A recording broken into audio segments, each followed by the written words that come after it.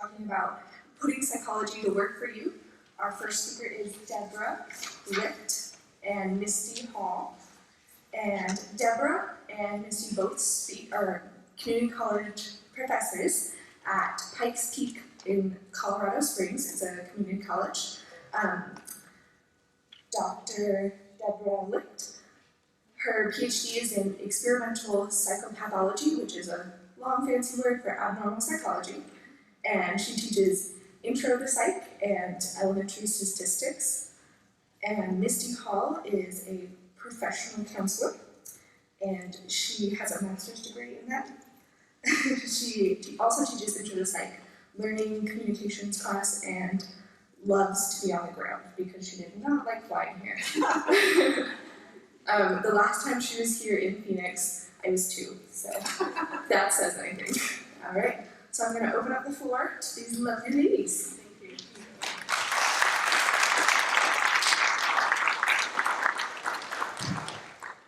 Is my mic? It is, sorry. Thank you so much. The hardest part of tonight was pronouncing my last name, right? In experimental psychopathology. Is that me? No. We really appreciate you inviting us to come speak tonight. We love psychology. We love psychology students. We've met a bunch of your instructors and professors, and honestly, you have an amazing opportunity here with your Department of Psychology. We're so impressed with all the work that you're doing and the lab, the psych lab that you have. So again, thank you so much. We wanted to talk about how you can use psychology to better your life, to make yourself a better student. And Misty and I think about this all the time. We're full-time faculty in a community college. We have a variety of students with a variety of abilities, and we're always trying to make psychology relevant for students. And so what's more relevant than helping you be a better student, helping you be a better human being? And so we're going to talk tonight about how you can use psychology content in your life and in your schooling. So if you think about it, are you having trouble meeting your goals? Are you having trouble with time management? Are you trying to balance school and work and family? And so are you looking for ways to find an effective way to meet all these goals? And if you are, then psychology is the place for you. And so we're going to talk about how you can harness psychological principles to meet those goals. And the secret is that you already are learning this in your classrooms, right? So I've met your instructors, many of your instructors, and I'm sure the things that we're going to talk about you've probably heard over the course of the semester if you've had psychology before. So this is really kind of awkward, isn't it? To know where we are. So if you read, this was in the flyer, we said we were going to help you harness psychological principles to make them work for you, help you meet your goals, and reach your full potential. So when you decided to come here tonight, were you wondering how we could do that in an hour and 15 minutes? Right? I mean, we can't. We can't give you any kind of magic. We can't give you, advice that's just in an hour and 15 minutes that's going to change your life. What you have to do is think about how you can use what you're learning in your classes, in your psychology classes, to do that. So we're just going to point out maybe some more obvious ways that you can use psychological principles. So we'll talk about how you can harness what we're teaching you already in the classroom. So we want to ask you a few tough questions. And so when you think about why you are here, why are you in college? Now, you guys, we're going to talk with you tonight, okay? We're not going to keep talking at you, so it's okay to talk back to us, all right? So just don't let me fall off of here. All right, so why are you in college? Say again? Higher education. And what do you want to do with that? You just want to have the degree? To get a better job. So you want a better job, right? You want a better job. Why else? Why else are you here? To gain knowledge, to get some skills. Right, so we want to do a little bit of both. Anybody just here because you didn't know what else to do? It's okay to say that, right? Like my mom said, if I was going to live in her house, I had to stay in school. Anybody in that boat? Yeah. Thank you for your honesty, absolutely. Right? Like, I'm just here because I don't really know what I want to do yet, and I'm not really sure if I want to get a job or if I want to stay in school. I get you. I totally get you, and I think that's an okay thing to say. But when we look at this, we want to think about, what are your core values? All right, do you want a job that allows you to be with your family? Or do you want to be a surgeon and spend your time in a really high-powered career? So do your core values ever conflict with what your long-term goals are? Any way that those might conflict? We're also going to ask you to think about what's important to have. Do you want to work hard and make the world a better place? Don't answer that if you don't, okay? So the answer is, of course, right? Or do you want to have little and spend time with family? The other question is, do you want to have a lot and spend time with family, right? I think we would all say absolutely, some of that. Although I spent like 5 days in the car with my family this summer, and we were ready to be away from each other for a few days. So, anybody done that? Yeah, you're like, I need some space. So we're gonna think about, I want you guys to think about some of this as we go along tonight, because we want you to be thinking about the hard questions. Psychological principles aren't just something that exists in your classroom. Like, you just go to class and you're gonna learn a little bit about psychology, and then you're gonna leave. We hope that you'll take that information with you as you go out of the classroom.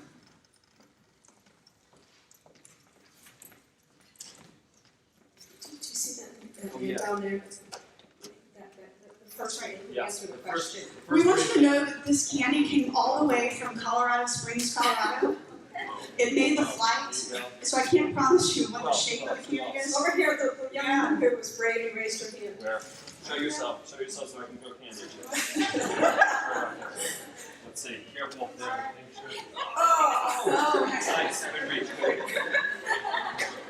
this is Dan, by the way. That's all I'm here to do. Yeah. That's his only job. Yeah, exactly. Okay, so how many of you are currently taking introductory psychology classes? Okay, and how many of you are taking more advanced psychology class? All right, so most of you are here, and so you just started to learn about psychological principles. We know that most introductory psychology students that we teach will never take another psychology class. And I don't know about, can I ask one of the instructors, is that true here as well? That's true here as well, okay? So your first and only experience in psychology probably will be an introductory psychology class. How many of you are taking intro psych because it's required? Okay, again, many of you are taking the class because it's required, not because it's of interest to you, which is fine, and we know that. We know as instructors that we'll get one chance to share with you what we think is the most amazing topic in the world, psychology, and we will make it as relevant as possible, because we know that probably you won't get another chance to learn about psychological principles. A very small proportion of our students will become psychology majors, an even smaller proportion will actually work in the field, but there are almost 2 million students in introductory psychology classes, and in 2012 and 2013, there are about 114,000 bachelor's degrees that were awarded in psychology.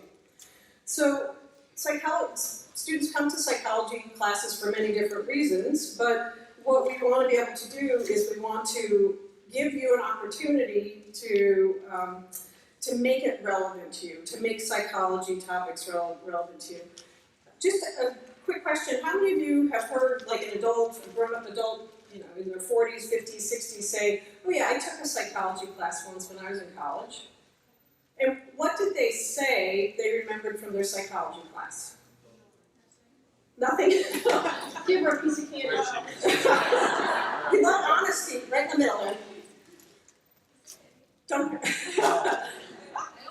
That's a bad throw. That's on me. Yeah, what do they remember? They remember Sigmund Freud, okay?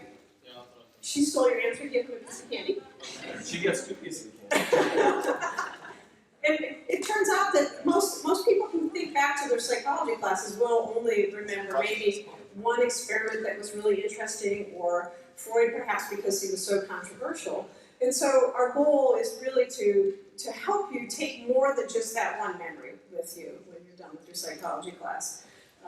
So the APA, the American Psychological Association, also wants us to make sure that we, by the time an undergraduate is done with a psychology degree, that they have met a certain number of goals. Our professional organization cares about you. The APA cares about what you learn. Even if it's just a psychology class, the organization cares and wants to make sure that you're getting the most out of our classes as you can. And so these are the goals that have been chosen. And so the first goal clearly is, learn the content, learn who Freud was, learn who B.F. Skinner was. That's kind of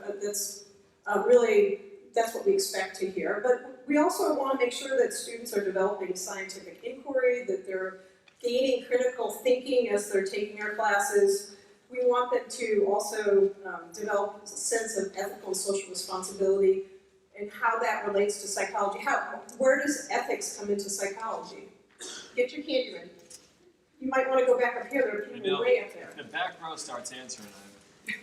Where do ethics come into play in psychology? Yeah. During experiments, Okay, can you say more about that? whether an experiment is ethical or if it's right or fair just to do. There's some really amazing findings that we have from really unethical studies, right? There's a sense of identical twins that were separated at birth, and the psychologists tested these identical twins for years, and they never knew they had an identical twin. We can get amazing information, but really through an unethical means, right? He deserves a large piece of candy. Right?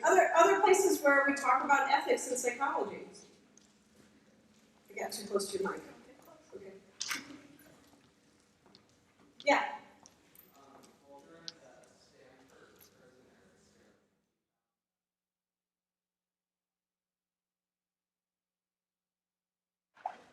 Absolutely. it still kind of set precedent for a lot of other.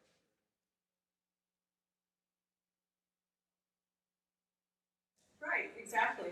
And the other thing that we've learned is that professors and textbook authors have taken that study and turned it into something that maybe it wasn't, right? Which is also a problem with ethics in some ways, so definitely. So the more famous experiments we know about, sometimes we learn about them and it's not exactly the way they were. So, okay, the fourth goal, development of communication skills. I assume you're writing papers, you're talking in class, you're doing some presentations perhaps, and then supporting professional development of students. Okay, so more specifically, we can narrow it down to some specific goals. So for example, we know that from research that people learn best when they make connections to their own lives, and this is our goal always, I think, when we're teaching, and I think your instructors would say the same thing, is we want to make it as relevant as possible. And why is that? Why do we want to make psychology relevant to you? Who said that? So they learn? Yeah, absolutely. We have to be able to make it relevant so you can take it with you, take it home. It's not just something that we're going to talk at you about. We want you to take the information home with you and apply it to your own lives. And so, so you've been in, most of you are in intro psych class. So far, what have you learned that connects to your life? What week are you in? Did you guys start before Labor Day? Okay, week 4. So you've learned some things. What have you been able to connect to your own life? Where'd you go? Oh, way up there, okay. Okay. So what have you been able to connect?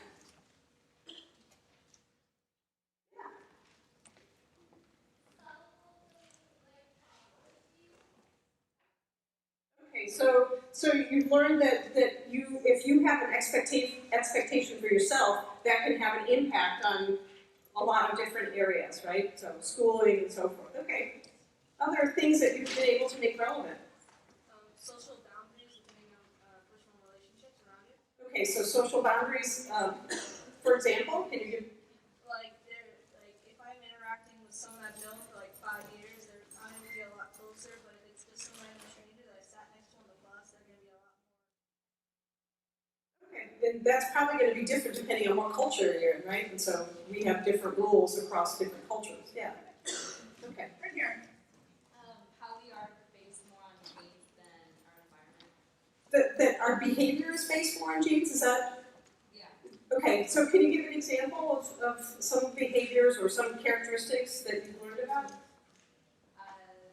my family has a little bit of a temper issue. Okay. Okay, so personality, so some sort of aggressive personality characteristics you think might be something that's passed on through some sort of hereditary manner, right? How easy is it for us to figure out the nature and nurture of it? Like how can, have you talked about that as well? How it's Yeah, difficult? like the twin studies. Good. All right. So again, what I know is that your instructors have been doing what is good practice for learning the material, which is making it as relevant as possible for you. Okay. So we want to talk about psychological literacy. How many knows what that is? What does it mean to be psychologically literate? Sort of.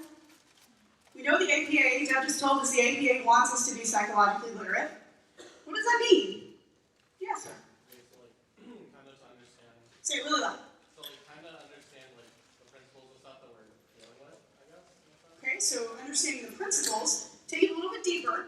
Yes, sir. Be aware of your own psychology and the people around you and how it interacts. Okay, so be aware of psychology, how it interacts. And so one of the other things is that we want to be able to see the links between psychology and everyday life. One of the things that I want you to pay attention to is how easy it is to become blinded to the headlines, right? You guys hear the headlines? Take some of these. Men forgive girlfriends who cheat if it's with a woman. Really? Turn off the TV and save your brain. Watching SpongeBob SquarePants makes preschoolers slower thinkers, study finds. Or SpongeBob impairs little kids' thinking, the study finds. What's your reaction to this? I mean, I can say it in this way, right, and it feels like a little absurd, right? But then there's some of you that might go, oh, really? Men forgive girlfriends who cheat if they cheat with a woman? Really? Here's the thing, the news media, they get paid to sensationalize, right? They want you reading their articles. They want you listening to their station. They want you to tune in. And so what we have to realize is that in today's media landscape, competition among the media sources really can trigger an escalation in emphasizing the extreme nature of views. And one of the things that we have to realize is that this escalation leads the mass media to overemphasize low probability and high consequence events. Things like the outbreak of Ebola. Anybody remember the headlines that surrounded the Ebola outbreak? Yeah, were you among the few that thought you were absolutely coming down with Ebola anytime you sneezed? You guys, I see some of you, right? It kind of feels like that when you start hearing some of these headlines. And you think, oh gosh, or what's the new virus? I have a neighbor who's like totally horrified of mosquitoes right now. They're scared to death they're gonna get Zika. She actually told me she was allergic to mosquitoes. I know, right? But we tend to think about this, but here's what happens. How about something that really does impact a lot of people, like diabetes, right? And we have a lot of good strategies on how to combat diabetes. But we don't hear the media making a lot of hype over diabetes, right? So when we think about good psychological literacy, one of the things that we want to do is go to the source, right? Let's take SpongeBob, right? We want to find that source. How do you find the original research? I mean, obviously the Today Show has said that SpongeBob is going to hurt the, what does it say? They're going to make preschoolers slower thinkers, the study finds. I think that was actually in the LA Times. How would you find the original research? Anybody know? Say again? Look at their sources. Okay, look at their sources. Let's see if we can find where they're pulling this information. And then when we pull that research, what does it say? Well, here was what they found. Fast and fantastical shows intended to be educational still resulted in relatively lower executive functioning as compared with reading a book based on an educational show. So executive functioning was lower, they assessed this in 3 studies. Executive functioning was lower after watching fantastical shows as compared with after watching realistic shows or engaged in playing or reading. So these fantastical events was the key, right, regardless of a slow or fast pace. Now, let's take a look at a little SpongeBob. You guys are looking a little sleepy here. And you tell me, they actually looked, this was one of the episodes that they looked at. We'll show you just a little clip here. All right, see what you think. I see the night rat inside again. We're gonna straighten you out! This is fiction! Wonderful! Did you see that? Yeah, that guy had no front license plate. Let's get him! Look at the president in town. It is with great pride that I officially open this unfinished bridge.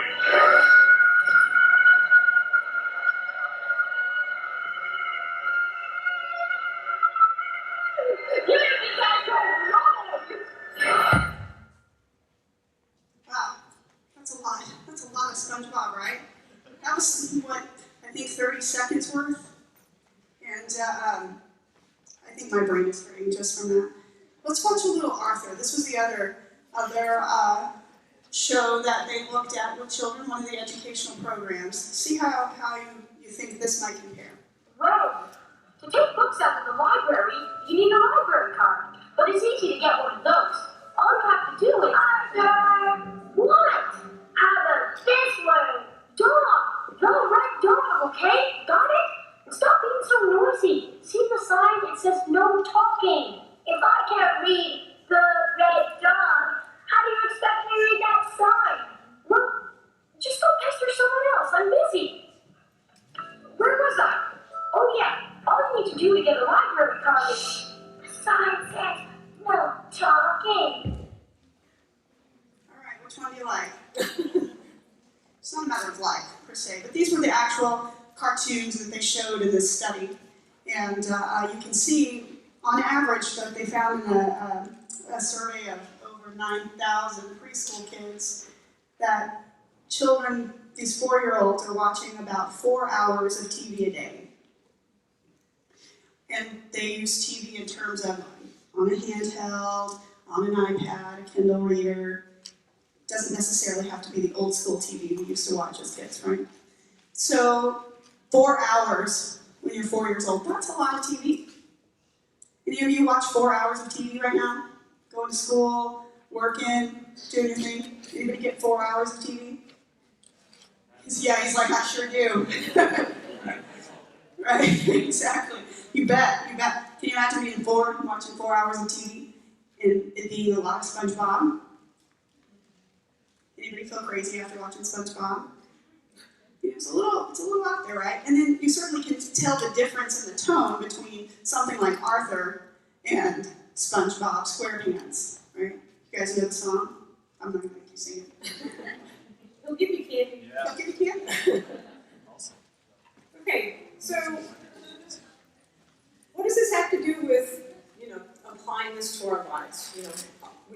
We saw a clip of SpongeBob, we saw a clip of Arthur. This was a research study where the psychologist had some children watching Arthur for 9 minutes, some children watching SpongeBob for 9 minutes, and some children are not watching but playing or drawing with markers. And so we have 3 different groups being treated in a different manner.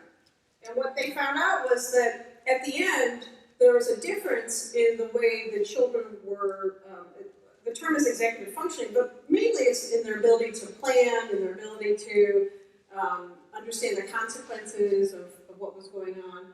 And so they found a difference in the children who watched the fantastical cartoons as opposed to the other kinds, right? You probably started the semester learning about experiments and correlation, yes, instructors? Is that, you spent some early time doing that? What do you know about the difference between experiments and correlation, correlational studies, and what that has to do with causality? Any brave souls? He's got a really big prize for somebody who's willing to talk about that.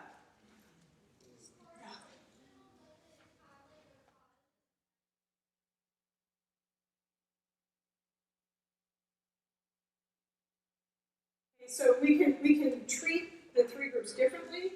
At the end, we can see a different result. With an experiment, we can say our treatment caused what happened. With a correlation, we're looking at a relationship between variables, and we don't know what caused what, right? And so if we just wanted to look at the amount of time children spend watching SpongeBob or fantastical cartoons, she definitely deserves something. Absolutely, that was good. So if we did a correlational study and we just did a correlation to see the relationship between how much time children spend watching these fantastic cartoons and their executive functioning, we found there was a relationship. Why? This is the hardest question of the evening. Why can't we say that SpongeBob caused the change in the executive functioning? Because there's other underlying factors. Okay, so for example, They're just like their natural progression and cognitive understanding of certain. okay, so there is a relationship. We know there's a link between watching a lot of SpongeBob and problems, planning ahead and problems with executive functioning. Why can't we say that SpongeBob caused it? The LA Times did. Right, did you see that? Makes preschoolers slower thinkers. Right? So the LA Times is telling us that yes, SpongeBob causes it, but why can't we say with a correlation that there's a causality? Because correlation does not imply causation. Right? Yeah. So this is the hard kid. One of your instructors want to help us out here? Yeah. Okay. Okay. So we have this group of children, and they're not picked randomly, right?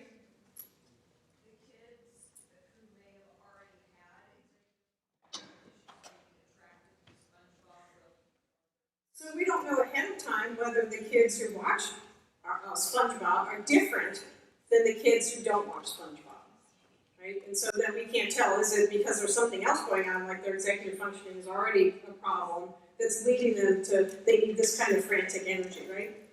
This is one of the hardest concepts at our college. This is something that we go over several times during the semester, is to be able to distinguish between an experimental design and a correlational study. Because we cannot say that with the correlation there's a causal relationship necessarily, right? As a psychologically literate citizen of the world, you should recognize a correlational study so that you can go, wait a second, maybe it has something else to do with socioeconomic status, or fill in the blank, a bunch of other variables that we didn't control for. I think the instructors deserve candy. Yeah, absolutely. Good job, ladies. That's right. I know. Yeah, sorry. By the way, what are we doing with this candy?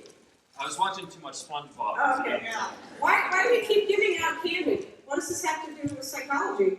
Positive reinforcement. Positive reinforcement? What does he mean by that? Up in the...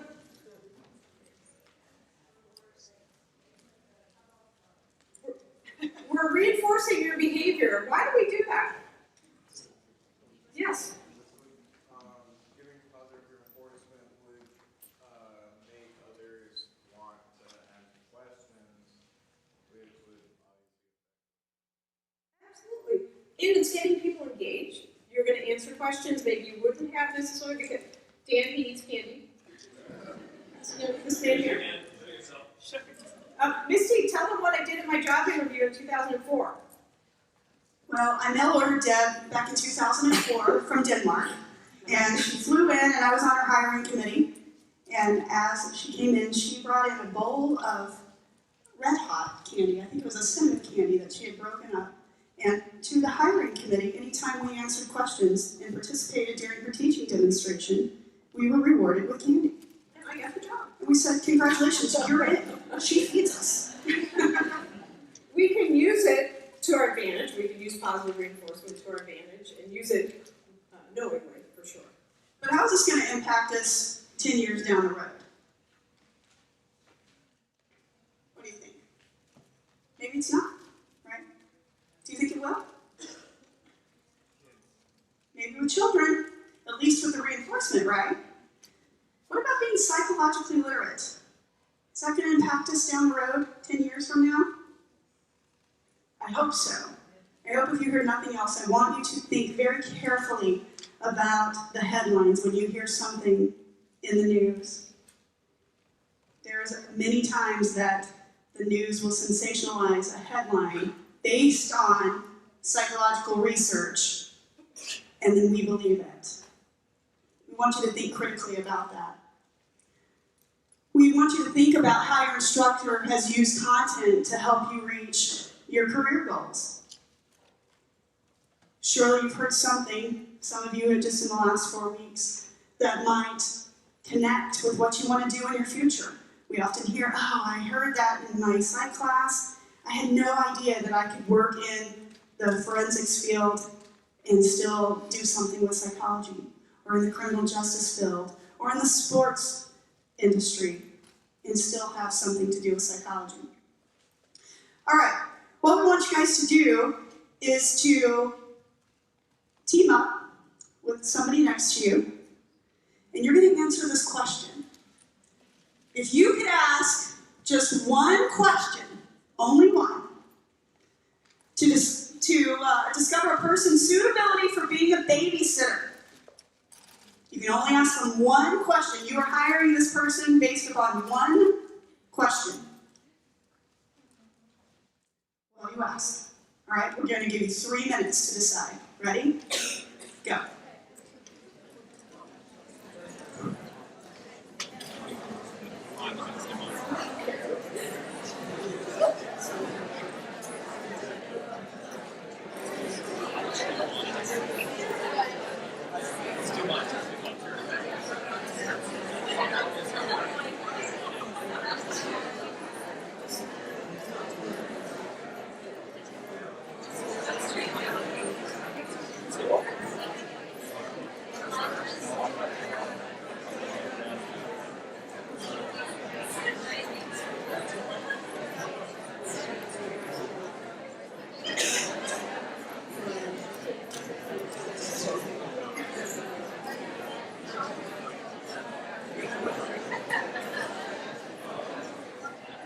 That's 1 minute down, 2 minutes to go.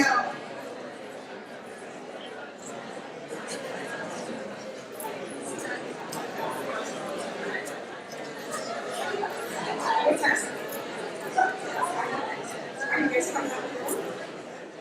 Are you working? Yes, we can.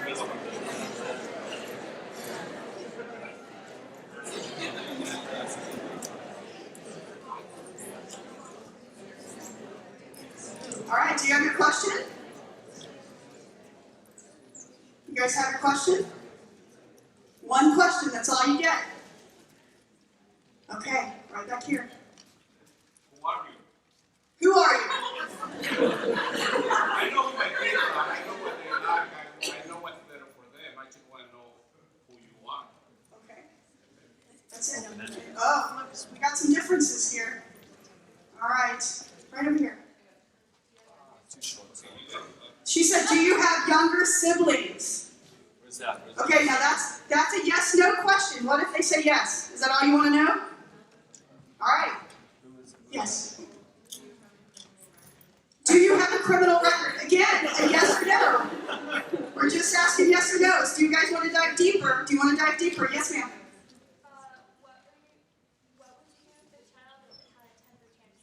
What would you do with my child if he or she had a temper tantrum?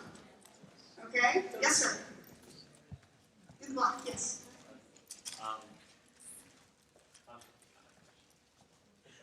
Sir. How were you raised growing up? How did your parents raise you? How did your parents raise you? Okay? All right, very, very, very back. What's your past work experience? Okay, this lady right here. Can you change a diaper? So I guess you need to know how old my kids are, right? So, right, yes, sir. How would you discipline a child? Okay, yes, ma'am. What are your ethics? What are your ethics? Yes, sir. Gracious. What past experiences do you have taking care of children? Let's take one more. Let's go right back here. Yes, sir. How do you believe a kid should be raised? All right, so did that one question, oh, you have one burning, I see it. Oh, I think I would ask, what qualities do you possess that feel you can take care of my children? What qualities do you possess that you believe would allow you to take care of my children? All right. All right. Was there one more? Okay, I said one more. I'm going to do one more. Yes, sir. What was the environment you grew up in? Okay. All right. Do you guys find this hard? Easy? Here's the bigger question. What did you learn about your partners around you? They don't have kids. They don't have kids. Preach, brother. That is the truth, right? I got you. Yeah, they may not have children. Right. What else did you guys learn from your people around you? Yes, ma'am. He's never had to babysit anybody. Right. Right. He's never had to babysit. Did you learn anything else about your teammate? Yes. Everyone has different views, what they. Everybody has a different view for what they want in somebody rearing their children. So, again, this goes back to what we talked about earlier. Deb was saying what the APA wants you to know getting out of school with a bachelor's degree in psychology. And it's teamwork, communication, knowing how to talk to one another. This might be something that you can apply 10 years from now. All right, we're going to do another activity here. And I want you to determine how well, I'm going to show you some genuine smiles and some fake smiles. Okay? And I want you to determine how well you think that you can detect if the smile that you're going to see on the screen is a genuine smile or a fake smile. Okay? How many of you all think you're pretty good at that? Oh yeah, I got this. Okay. All right, I'm with you. Anybody else think they're going to kill this? You're like, I got it. All right, okay, let's see how well you do. Let's see how well you do. I have to go to a different screen here. Excuse our technology. All right, you ready? Here's our first one.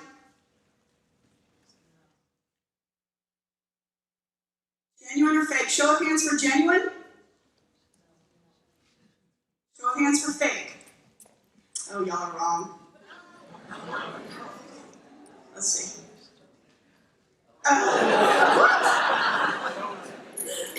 That's awesome.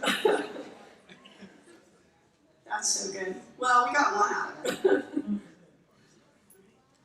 See, this is technology for you. Right? How about this one? That's fake, right? All right. When in doubt, improvise, right? Well, if our survey here was working, we would be able to show you a little bit more about this. Tell them why while I'm trying to get this up. Why do we care? Why do we care? Let's ask you. Ooh, I'm too close to you.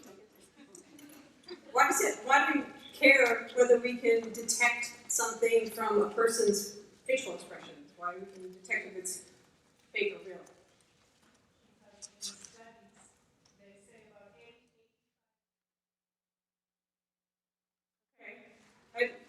When you go studies, does that mean you don't believe it? Okay, good. Okay, so about 85% is nonverbal, and so why does that matter to us? Yeah. We want to know what people are saying. What's that? I'm sorry, I didn't hear you. we can learn something about that from them, right? Yes, okay. Anybody else have, yeah?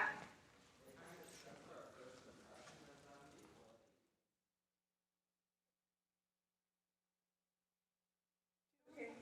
So first impressions can make a difference, yeah. Up at the top? Okay, so that's really important. We want to be able to determine if people can lie. Isn't there a TV show on that?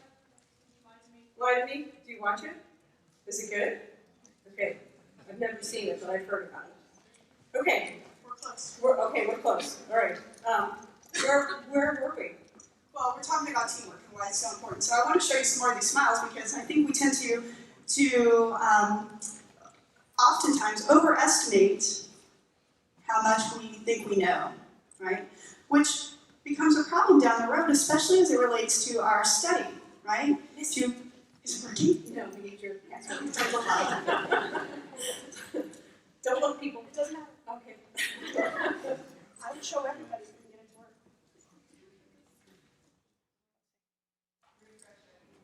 All right, here we go. Look! Oh, now I have to say yes.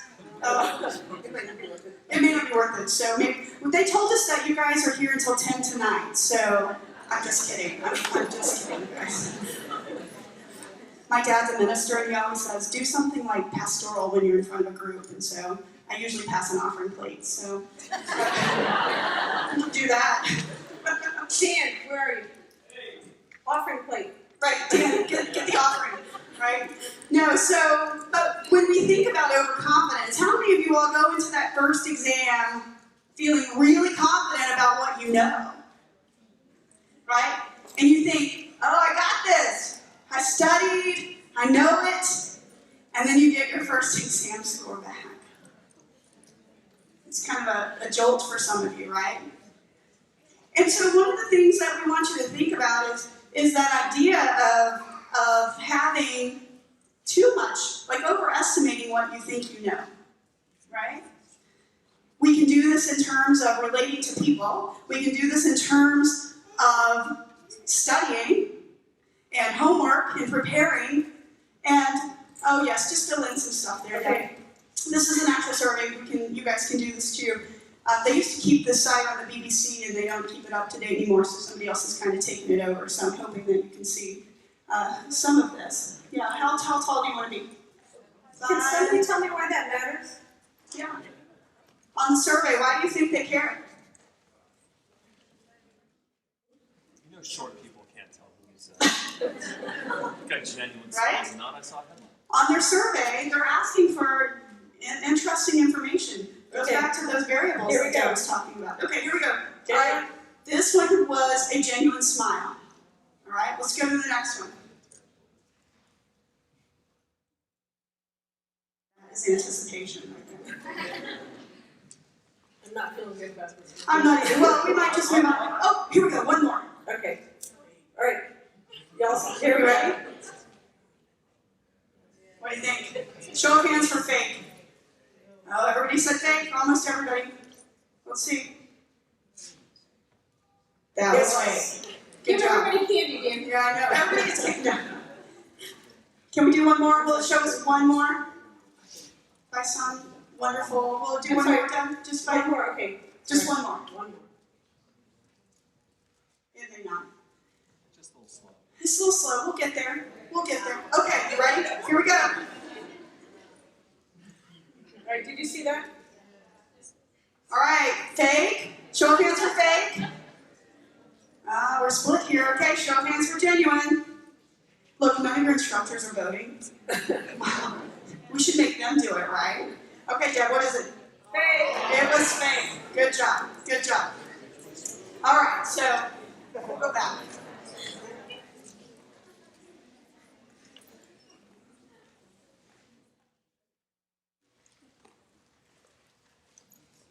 All right, so we can become quite distracted with activities like we just did, right?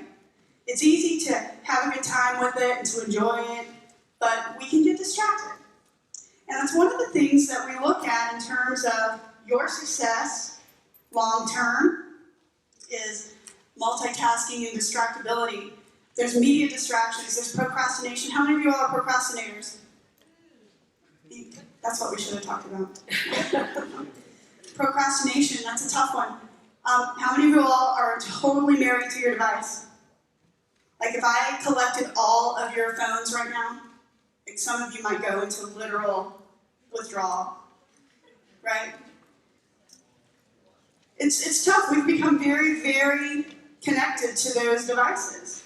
And it's hard to put them down sometimes, right? But do they get in the way, do you think, of your success? How many of you all say straight up, absolutely they get in my way? I'm totally addicted to, what's the thing? Snapchat. Instagram. How many are Instagrammers? I know, thank you for showing me your dinner. It's like, I get so excited when you see what you're eating. It's so good.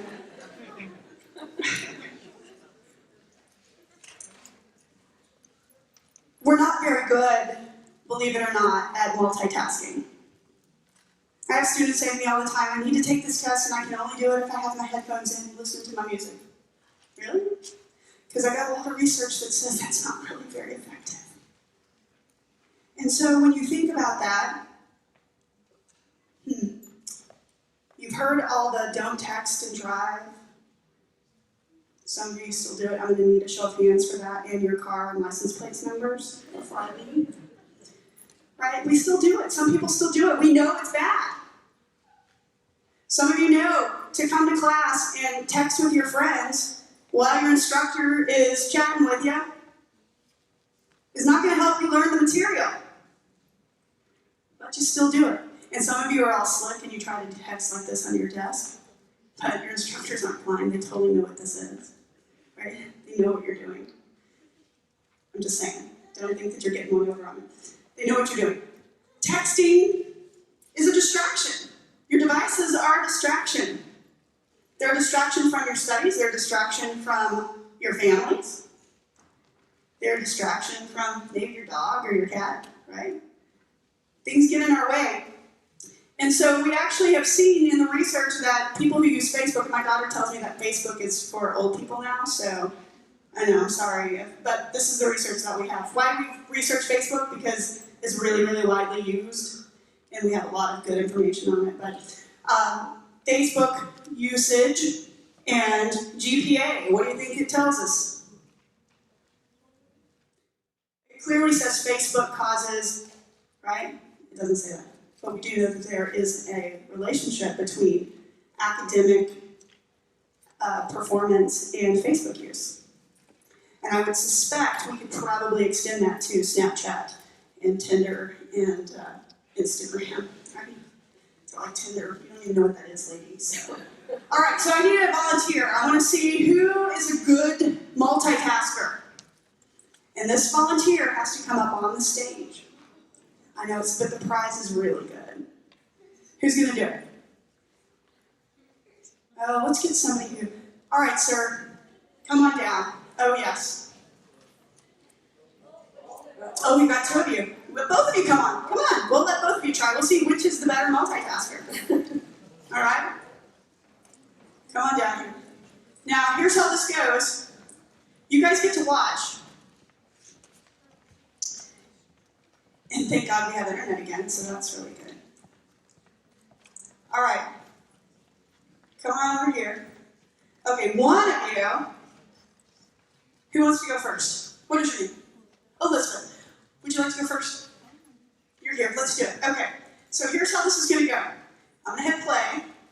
Turn on some music for you. And you're going to use these arrow keys, and you're going to keep this ball balanced. Okay? You ready? Let's do it. You go. She's pretty good. Yeah, are you serious? I mean, like, this isn't hard, is it? Right, you're doing pretty well. You do.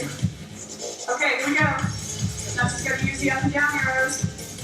Not let the triangle. Okay.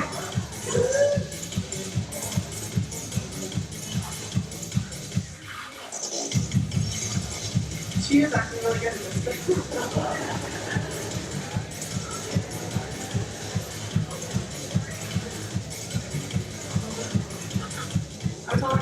right now, I'm not gonna lie.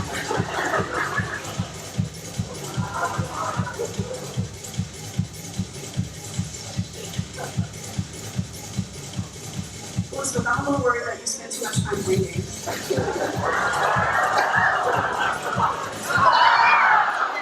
All right, good job. All right, look, you get to take a choice. And make sure she gets that ramen. Thank you. Right? Oh, I brought some ramen noodles for you hungry college students. All right, tell me your name. Say Uriel. Okay, can you beat her? I got it. Okay, let's try it. Let's try it. We're gonna go back here. We're gonna see. All right, you ready? Okay, now you know what you're doing. He's got the slow. Slow Got music. that. Yeah.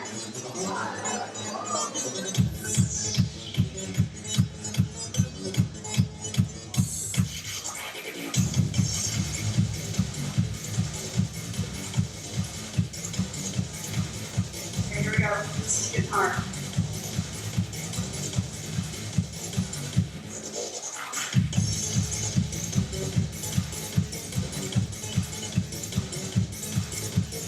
Are you guys as good as these guys are? Like, I couldn't get there. Oh, man, nice job. Look, you're gonna get your choice of either a Twix or a Snickers and some hand sanitizer. We want you to have clean hands. Give it up for these guys, you guys. That's why you come out. Well done. Now, I'd like for you guys to put as much effort into your academics as you do these games, and I feel like you're gonna be really, really good for the rest of the semester. That's awesome. That's awesome. So multitasking is tough, right? Research tells us only about 2% of the population is really, really, really good at it. We're probably not among that 2%. Just saying. I mean, they did a great job. Right, those were the 2% in the world. Right there, you just met them. So this is really good. All right. Let's go on. She always gives me the things that aren't fun to do. Okay, we're gonna talk about correlation. Thanks, Misty.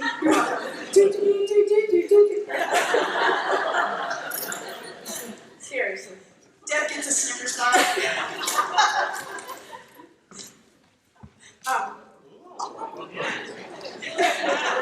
Come on, come on.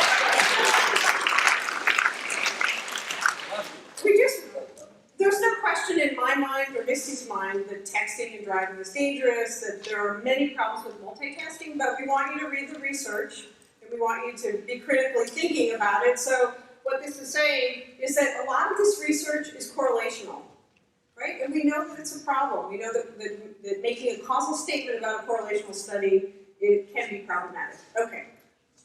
All right. So again, I get to talk about the boring stuff. Thanks, Misty.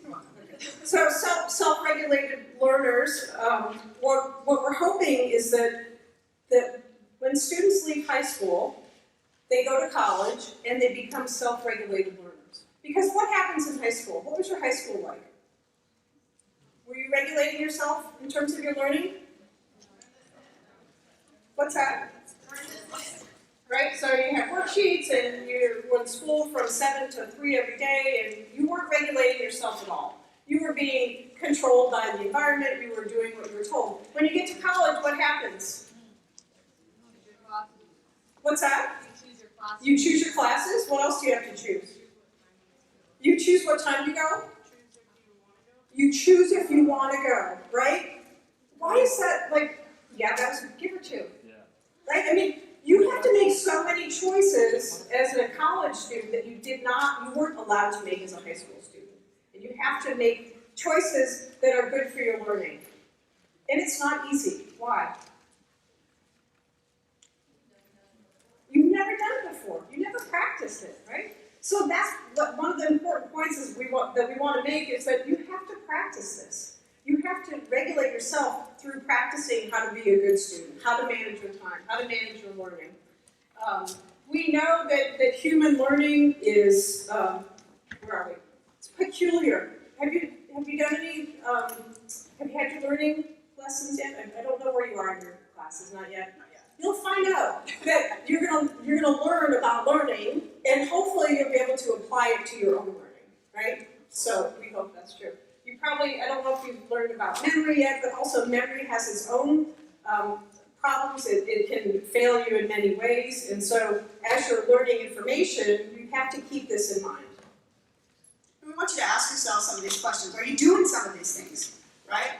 Are you considering how you've been studying? Do you consider when you study? Do you schedule time to study? Some of the things that we want you to look at is, I tell my students all the time, you've got to schedule it in. You got to schedule it in. We tell students at Pikes Peak Community College in Colorado that for every credit that you take in our classrooms, that you need to plan on studying 3 hours per credit outside of class. Okay, let's do some quick math on that, okay? On average, our students take 12 credits a semester. All right, where are my math whizzes? 12 times 3 is what? 36. That's 36 hours outside of school that you should be devoting to study. How many of you all do that? Yes. Right? Per week. That's 36 hours per week that you should devote outside of your classroom to study. Now, 36 plus the 12 hours you're already in the classroom is how much? That's more than a full-time job. How many of you all work? Roughly about how many hours? 40. Roughly 40. How many of you all like to sleep? Right? When are you going to sleep? If you're working a 40-hour-a-week job and you're doing school roughly 40 hours a week, or you should be, right? How many of you all like to go out on the weekends, right? So something has to give at some point, and most of you choose your study time, right? Oh, it got real. I went there. Totally went there. Some of you are choosing your study time instead of sacrificing maybe time on the weekends, etc. But you've got to think about, what do you really want to accomplish? Why? It goes back to those questions that we asked at the beginning. Why are you here? Why are you here? Are you wanting to get the A? Are you hoping to get just the C? Some people hope just for a C. I get it. I really don't, but okay. I want the A. All right, we want to also think about some of the techniques that the research has shown actually are effective for study, right? You'll learn, I'm sure, throughout the coming weeks about the difference between mass practice and distributed practice. Taking time to study a little bit every day from every single subject as opposed to studying, boom, I'm going to try to read my entire psychology chapter right now. That's tough, right?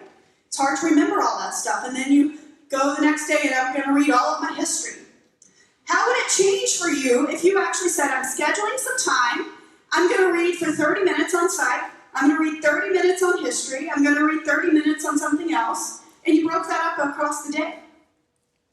You think it would change for you? Could you remember the content a little deeper? Maybe a little better? For some of you, you could. For most of you, you could. We know from the research that one of the least effective study techniques is highlighting and underlining. How many of you all highlight and underline? Right? And that really helps you remember, doesn't it? Like you can totally tell me what you just highlighted, right? Most of you can't. You know why? Because we do this. Right? You can highlight the whole book, but it doesn't make you know it any better. It doesn't make you understand it any better. So you want to think about when to use these practices. Highlighting is okay. I'm not saying stop highlighting. I'm saying know when to use it and when to use it effectively. Okay, so these are some of the things that you might not want to do. So the suggestion is don't spend too much time looking at key terms or summaries. Don't use chapter review questions as the content to study. Don't study with a friend if you're not testing each other. These are just examples of ways that you can, that you won't be able to make the material relevant, that you won't be able to get in deeper with the information. We know that higher exam scores are correlated with class attendance. There's that word, the correlation word again, but there is a link between higher exam scores and class attendance. We also know that students who answer all the study guide questions do better on exams. We know that students who use practice exams do better on exams. And students who are able to explain problems do better on exams. Again, these are tips for how you might better study for your for the course material that you're trying to learn. And unfortunately, there is no silver bullet, right? There's not just one thing that's going to work, and you have to understand when you can apply these techniques and when they work for you, and how best to use them, and what works for you might not work for you. And so it's important to practice these different techniques and not get stuck in your same old routine because you just need to get through the material. Think about if you actually took the principles of psychology and applied it to your study. How different might your grades look at the end of the term? Think about that. The other thing to realize is that most of us start college not knowing how to be good college students. And so talk to your instructors, talk to the tutors, and find new ways. If you're not doing well, find new ways to try learning material. And one of the things that Deb and I are really, really passionate about is this idea of persistence. You know, they often look at us and say, oh, you've written a book. You must be really smart. Deb, you have your PhD. You must be really smart. We must be really persistent, right? Persistence is such an important piece of the puzzle in every single thing that you do. Do you know they looked at the Eastern and Asian students and American students, and they wanted to know how differently they viewed struggle. And one of the things that they found is that American students see struggle as failure. They equate the struggle to failure, and they give up. And they say, I can't do it. They look at it as an abilities model. The Asian students see it as an effort model. And when they put these first graders in rooms and they give them a problem that's tough, they see it as a challenge to practice what they know, to persist. What if you approached the struggle differently? And you didn't see the struggle as failure, but as an opportunity. You persist. Guys, this applies to more than just your studies. You persist. What do you want to do? What do you want to be? Does involvement matter? Yes, we know that it does. We know that students who are involved in extracurricular activities, students who are involved in volunteer work, and maybe your extracurricular has to, or your engagement outside of school has to be work, your job. All we know is that those students perform equally as well academically as the students who are just doing academics. There's only one difference, and that was intercollegiate sports. We saw a little bit of the grades drop for athletes. However, the irony here is that they were among the happiest students at the schools. So there's a little bit of a trade-off.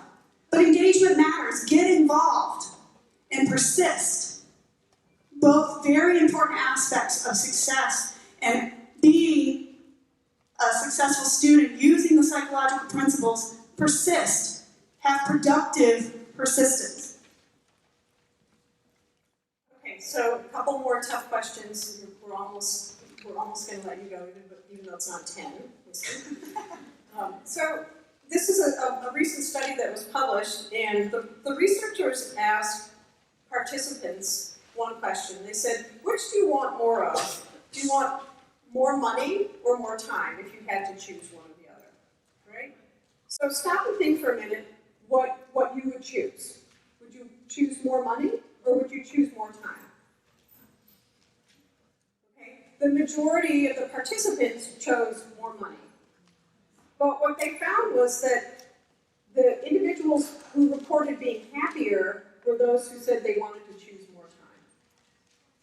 Because when you think about it, if your goal is to earn money, to make money, you're trying to get something that you don't have enough of, right? But how are you going to spend your time? You're going to spend your time doing things that you already have. You're gonna spend time with family, you're gonna spend time doing sports or whatever.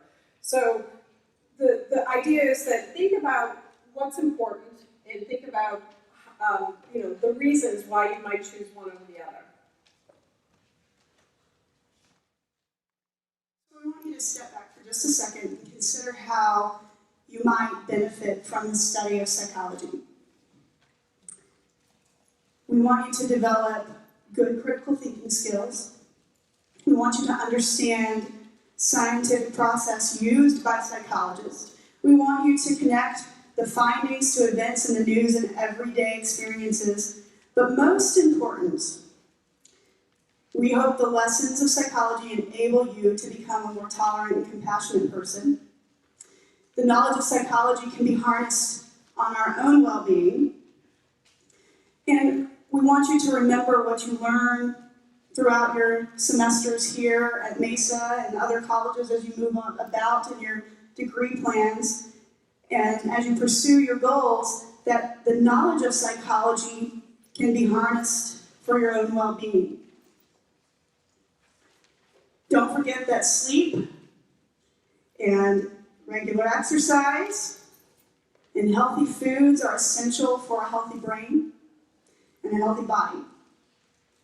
And if the stressors of work and family and money are accumulating, take a minute and direct your attention to the here and now.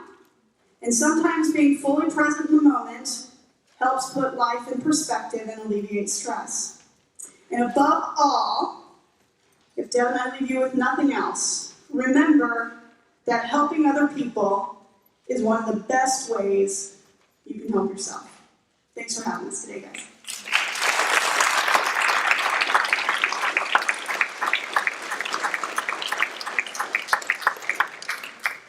Marissa, today, do you want us to open it up for questions? Okay, do you guys have questions? Right now, we are so tired. There's one here and there's one up here, so yes. Talk more about what you mean by psychology careers in forensic science? Yeah, there's a whole field developed for forensic psychology. And so if you are that criminal mind kind of person and you want to know more, the American Psychological Association has on their websites a whole list of different careers that focus in on something that you might want to specialize in, not just forensics, but maybe it's something, ergonomics, or maybe you like sustainability. There's something for everyone, for sure. Yes. Right back here, yes, sir. Oh, I'm so sorry. Why? Why did we go on psychology? Well, I'll tell you, I went into psychology because I tried chemistry, I tried biology, I tried anthropology, I tried a variety of classes, and the first time I took a psychology class, it was like magic for me. It really was. I didn't want to do anything else after that. Yes, sir. Sorry, one more time, really loud. Dan, we need the We need that mic, Dan. Yeah. Can you, I'm so sorry. He's from Cape. I was wrong.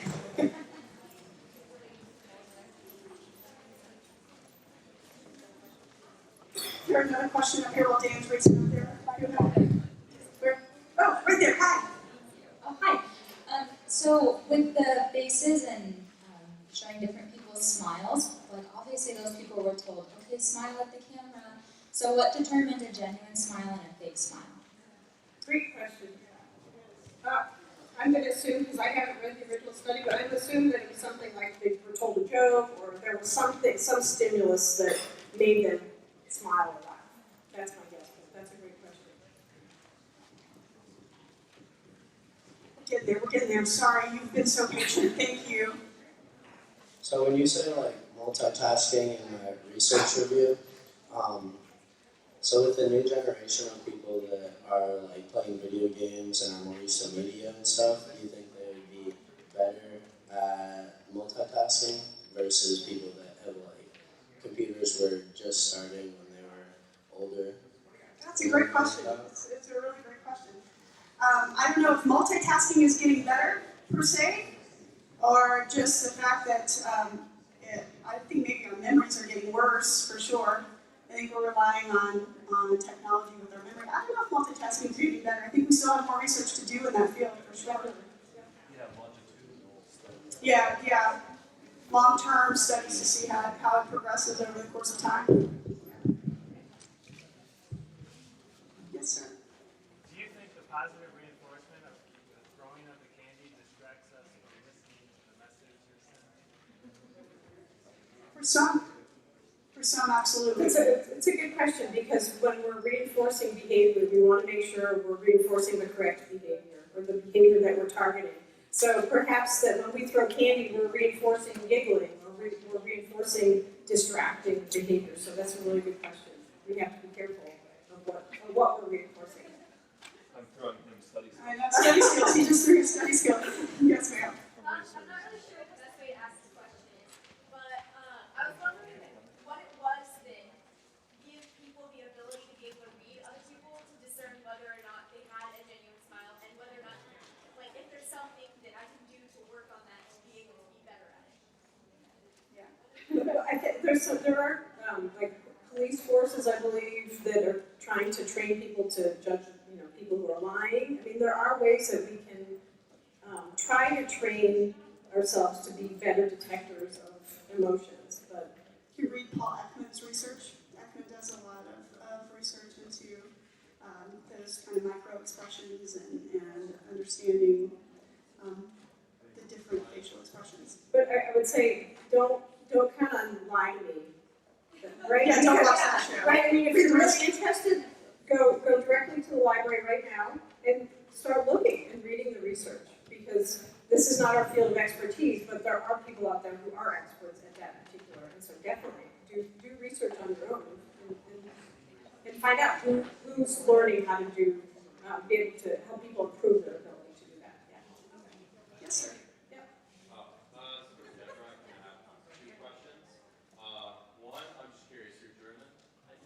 No, Polish. You're Polish? Yes. Okay, so what is your last name? My family's name is Lichtenbach, Oh, okay. which the family mythology is that it means lamplighter, Oh, okay. but I don't believe it. Oh, yeah, because I was going to say, Licht, It's as they light. say in German, Yeah. means light. Yes, yeah. Anyways, second question. So if you're going to babysit my kids, what do you do? What's the first thing you do when you get in your car? That's my question. After I leave your house? No, just my question to you, if you're interviewing for my babysitter for my kids, What's the first thing I do? what's the first thing you do when you get in your car? I put my seatbelt on. I got the job. Good question. Yeah. So the person that was sitting next to me earlier, we actually had a conversation after you asked us what we learned by asking them, and we were thinking, you know what, we could ask them that same question. We could ask them, well, if you were a parent and you were going to hire a babysitter, what question would you ask babysitters? Because that shows what they value and what they value in the protection of children. It's a good question. Very good question. Metacognition. You should study that too. Yeah. You guys, it's late. We know you've given up a lot of time. Thank you so much for letting us come. It was a pleasure.